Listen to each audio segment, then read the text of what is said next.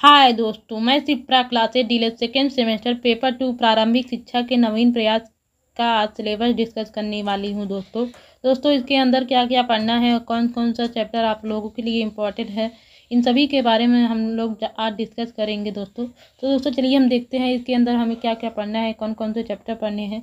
आइए देखते हैं। तो दोस्तों पहला है खंड 1 में प्रारंभिक शिक्षा के सार्वभौमिकरण हेतु संवैधानिक प्राविधान एवं प्रतिबद्धताएं। तो दोस्तों इसके अंदर हमें कुल मिलाकर 3 चैप्टर पढ़ना है। पहला है दोस्तों संविधान के अनुच्छेद 21A और 29(2) एवं 45 के अंतर्गत शिक्षा संबंधी संस्तुतियाँ क्या थी। और दूसरा है बच्चों का बाल अधिकार क्या होता है। और तीसरा है निःशुल्क एवं अनिवार्य बाल अधिकार अधिनियम 2009 RTI 2009 के बारे में दोस्तों इसमें पढ़ेंगे। और दूसरा खंड है दोस्तों प्रारंभिक शिक्षा के अंतर्गत संदर्भ में गठित आयोग समितियां क्या थी, इन सभी के बारे में हम लोग जानेंगे।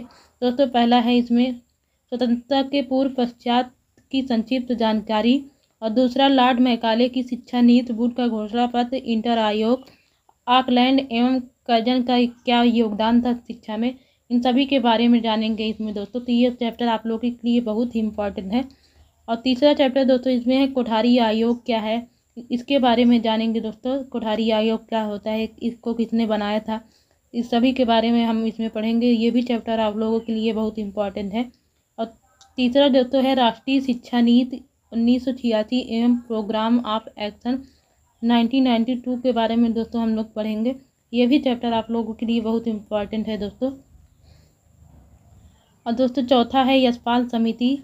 और छठवां है राष्ट्रीय पाठचर्या की रूपरेखा 2005 NCF 2005 के बारे में पढ़ेंगे दोस्तों। ये भी चैप्टर आप लोगों के लिए बहुत ही इम्पोर्टेंट है। तो दोस्तों चलिए आगे देखते हैं। आगे 7वां चैप्टर है दोस्तों शिक्षक शिक्षा हेतु राष्ट्रीय पाठचर्या की रूपरेखा 2009 NCF TI 2009 क्या होता है दोस्तों। ये भी बहुत इंपॉर्टेंट है चैप्टर आप लोगों के लिए, ये भी इसके बारे में भी दोस्तों हम पढ़ेंगे। और तीसरा खंड है दोस्तों प्रारंभिक शिक्षा के विकास हेतु संचालित कार्यक्रम एवं परियोजनाएं उत्तर प्रदेश के संदर्भ में। दोस्तों प्रारंभिक शिक्षा हेतु कौन कौन सी संचालित कार्यक्रम एवं परियोजनाएं चलाई गई थी, तो उन सभी के बारे में हम लोग पढ़ेंगे। तो कौन कौन से परियोजनाएं थी दोस्तों। ऑपरेशन ब्लैक बोर्ड परियोजना OB। और दूसरा है सेवारत अध्यापकों का विस्तृत अभिन्यास कार्यक्रम PMOST। और तीसरा है प्राथमिक शिक्षकों का विशेष अनुत्थापन कार्यक्रम SOPT जिसको कहते हैं दोस्तों। और चौथा है बेसिक शिक्षा परियोजना BEP दोस्तों जिसको कहते हैं। और पांचवा है दोस्तों जिला प्राथमिक शिक्षा कार्यक्रम द्वितीय एवं तृतीय DPEP कहते हैं जिसको शॉर्टकट में।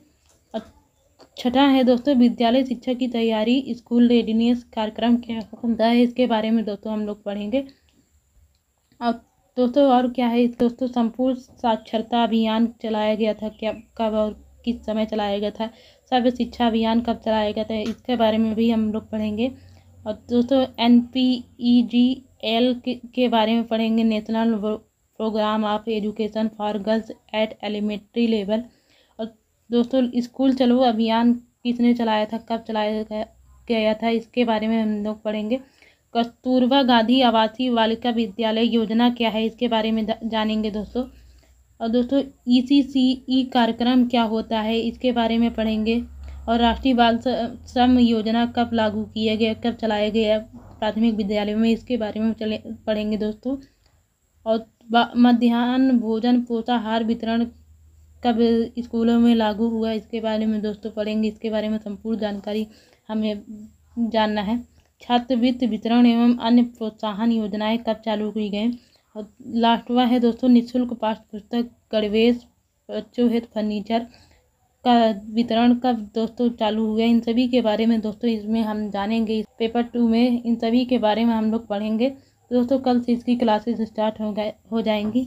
और आज इसका सिलेबस हमने आपको बता दिया है कि इसमें आपको क्या क्या पढ़ना है। तो कल मिलेंगे अगले वीडियो के साथ। तब तक के लिए bye bye and take care.